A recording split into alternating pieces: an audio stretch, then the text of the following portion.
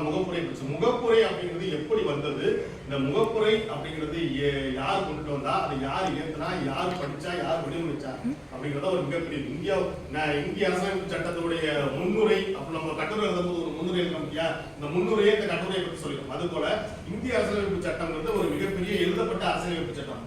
உலகத்துல மிக முக்கியமாக எழுதப்பட்ட அரசியலமைப்பு சட்டம் எதுனா ஃபர்ஸ்ட் அமெரிக்கால தான் ரெக்கார்ட் கான்ஸ்டிடியூஷன். அதான் என்ன பண்ணாங்க, எழுதிருக்காங்க. எழுத்தாளர்கள் அது 111 நாட்கள் இருந்தாங்க.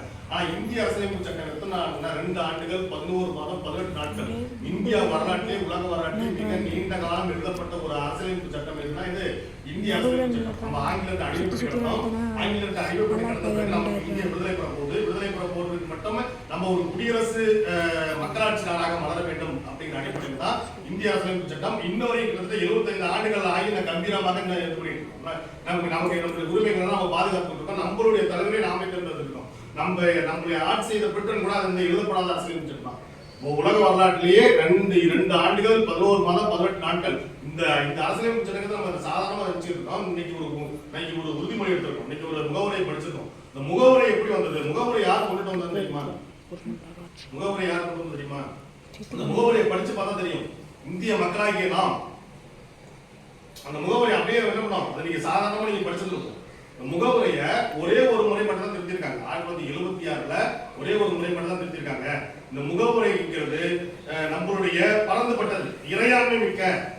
இறையாண்மைன்னா நாங்க தான் ஆட்சி செய்ய முடியும், வேற யாரும் எங்கிட்ட வந்து ஆட்சி செய்ய முடியாது அப்படின்னு சொல்லிட்டு சமய சார்பற்ற சமதர்ம இந்த வார்த்தைகள் எல்லாமே அந்த முகவுரையில இருக்கும். இப்படி எல்லாம் எழுத வேண்டும் அப்படின்னு சொல்லிட்டு நம்மளுடைய அன்றைய பிரதமர் ஜவஹர்லால் நேரு தான் இந்த முகவுரையை கொண்டு வந்தார். அவர் கொண்டு வந்த குறிக்கோள் தீர்மானம் இந்திய அரசியலமைப்பு சட்டம் மொத்தம் 389 உறுப்பினர்களாக தேர்ந்தெடுக்கப்பட்டு எழுதப்பட்டது.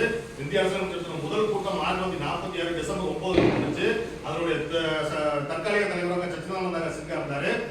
அவர் 2 நாட்களுக்கு பிறகு இறந்துருவாரு. அப்புறம் நிரந்தர தலைவர் டிசம்பர் 11 1946 நிரந்தர தலைவர் கொண்டு வருவாங்க.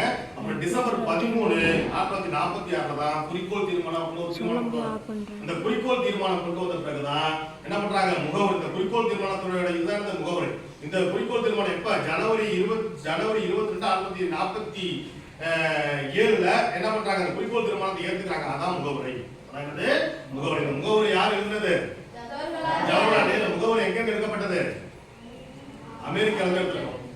அமெரிக்கால இருந்து எடுத்திருக்கோம், முகவரை எடுத்திருக்கோம். அமெரிக்காவில் எடுக்கப்பட்ட அந்த முகவரை தான் நம்ம இன்னும் பயன்படுத்தி இருக்கோம். அதுபோல இந்திய அரசியலமைப்பு ஆரம்பிக்கும் பொழுது, இந்திய அரசியலமைப்பு சட்டம் ஆரம்பிக்கும் பொழுது ஒரு முகவரை 395 சட்ட பிரிவுகள் 395 சட்ட பிரிவுகள் 8 அட்டவணை மட்டும் தான் இருந்துச்சு. அப்ப 22 பகுதிகள் இருந்துச்சு.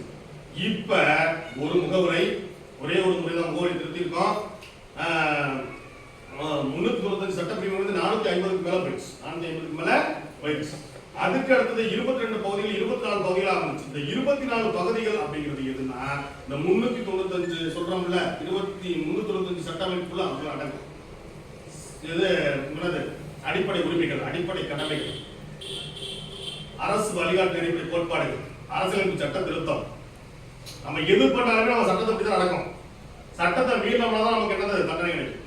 இந்திய அரசியலமைப்பு சட்டம் நம்ம என்ன பண்ணுது, எது பண்ணாலுமே நம்ம ஏதாவது பண்ணோம் அப்படின்னா இந்திய அரசியலமைப்பு சட்டத்தை நீங்க புரியோட வச்சிருக்கோம் அப்படின்னு சொன்னா நமக்கு என்னது, நம்ம ஒவ்வொருவரும் அந்த சட்டத்தின்படி நடக்க வச்சுதான். சட்டத்தின் ஆட்சி தான் இங்க நடக்கும். 65 நாடுகளுக்கு மேற்பட்டதுக்கு பிறகு என்ன பண்ணிருக்காங்க, முகவரி எடுத்திருக்காங்க. இது முகவரியில நம்மளுடைய